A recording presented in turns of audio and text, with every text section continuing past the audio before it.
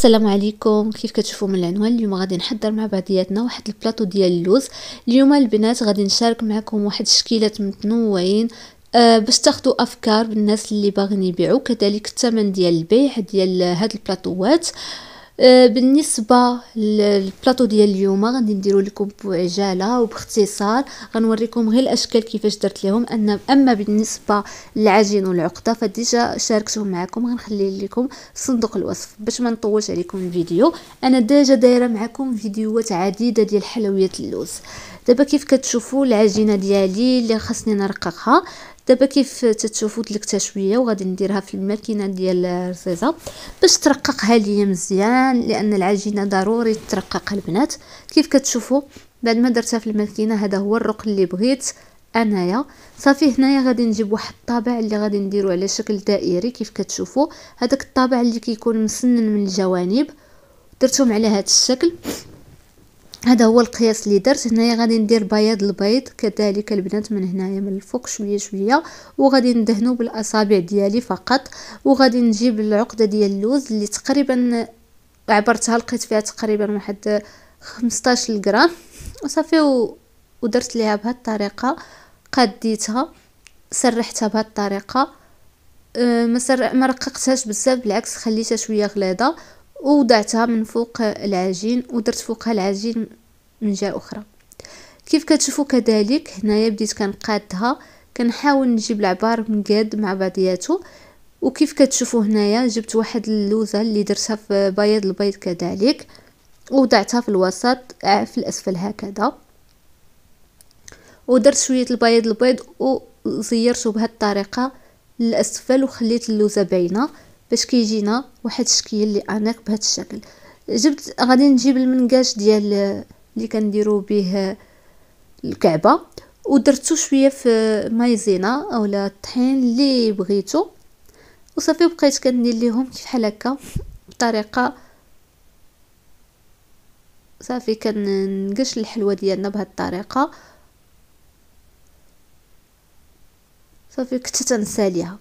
هذه هي الحلوه ديالنا كتكون على هذه الطريقه، كتجي بسيطه وانيقه. انا غنوريكم وحده اخرى كيفاش غادي ندير ليها. انا حاولت في هذا الفيديو انني نختصر عليكم المجهود واختصرت عليكم الفيديو باش تفهموا. درت لكم غير شكيلات، ما درت لكم فيه تماره باش تفهموني كيفاش بغيت انايا هاد الحلويات. صافي هنايا وضعت الحلوه ديالي بهذه الطريقه كذلك. اللوز ديالنا، اللوز البنات ما ترقوهش، خليوه شويه اللي غليظ باش تاكلوها ما تلقاوش انه ما فيش المذاق اللوز اولا ما فيش كثره اللوز.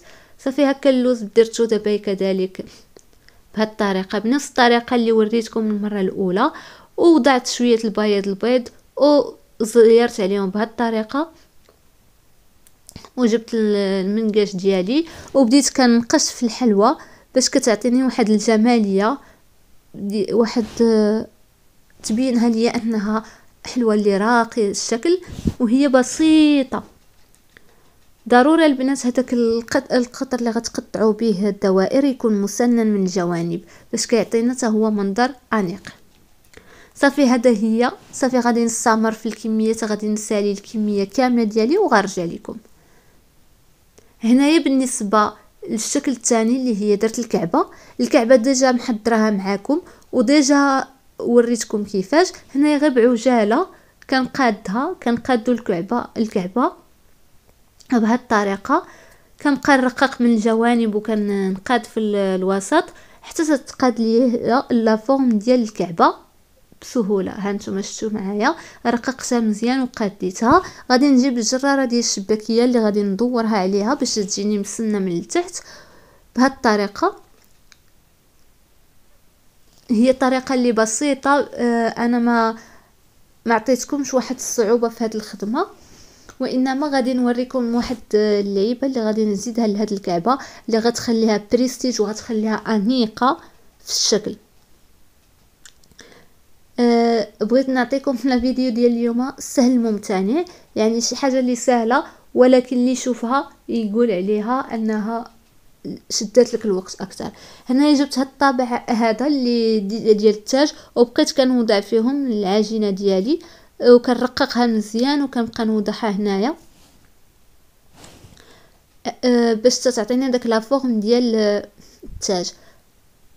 هذه راه خديتها من عند مولاي الحلويات، هذه ديال العجينه السكر، وكتخدمي بها حتى الحلويات ديال اللوز اولا تخدمي بها بزاف الاشكال.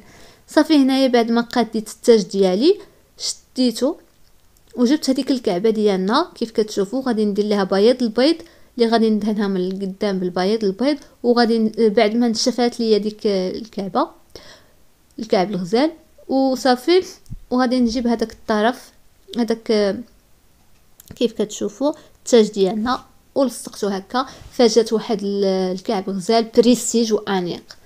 واخا انا في نظري كيعجبني العادي يكون سامبل المغرب القديم الشكل القديم، ولكن بهذه الطريقه كيجي انيق حتى هو. صافي غادي نوريكم عاوتاني كيفاش درت ليها المره الثانيه. بالنسبه لهذا ما عقلتش الثمن البنات باش خديته، حيت خديته شحال هذا خصيصا الحلويات ديال عجينه السكر اللي تقدروا بها ديروا بها التاج، ولكن تقدروا ديروا بها حتى العجينه ديال اللوز هكا كما درت. باش ما تلصق لكمش العجينه اللوز في الطابع ديروا شويه ديال المايزينا رشوه تما صافي وخدموا بها ما كتبقاش تلصق. صافي بهذه الطريقه كنرقق العجين ديالي وكنحيد الجوانب الزائده بالموس باش يجيني رقيقه البنات ما تجينيش غليظه.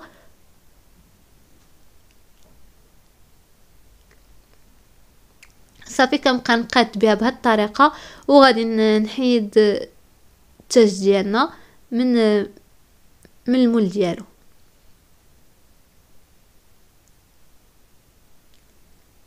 مازال غادي نشارك معكم في الفيديو المقبل ان شاء الله اشكال اخرين من غير حلويات اللوز. غير بقاو معايا في هاد الايام المباركه، في هاد الايام ديال الشهر المبارك العشر الاواخر ديال رمضان. وانا جد حزينه ان رمضان داغي مشى البنات، ما كنبقاوش نحسوا به. كيف حال عاد البارح كنوجدوا التحضيرات الرمضانيه باش يجي نستقبلوا هذا الشهر الكريم، ولكن الان كنحاولوا نوجدوا العيد وكنحاولوا اننا نوجدوا المغادره ديال رمضان، فكيحزن الامر شويه. صافي هنايا وضعت شويه البياض البيض وغادي نوضع التاج ديالي بهذه الطريقه. فشتوا الشكل ديال الكعبه جات غزاله وجات انيقه ورائعه.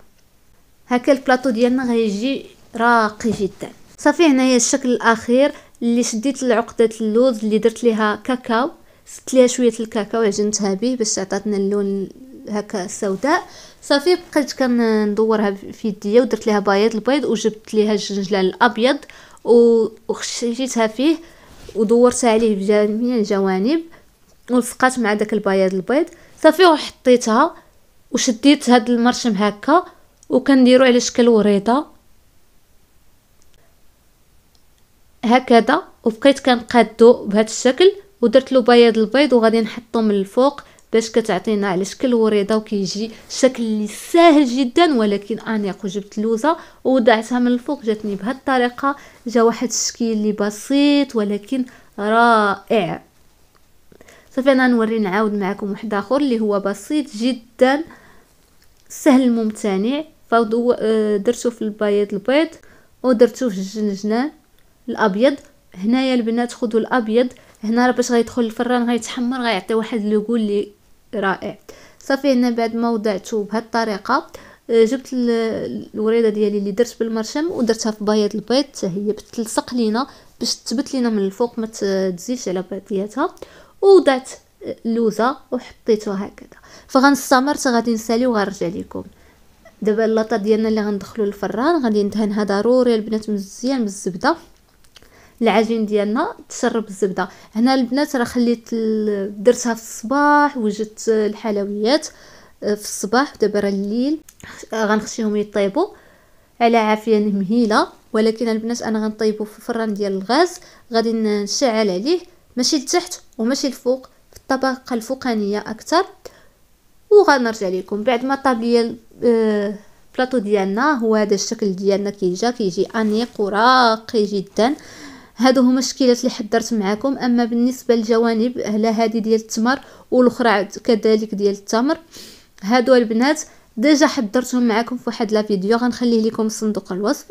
واللي مازال ما مشتركش في القناه يشترك ويفعل الجرس باش يوصلوا كل جديد. وان شاء الله غادي نكثر لكم لا فيديوهات، وما تنسوش تدعموني بالبارطاج.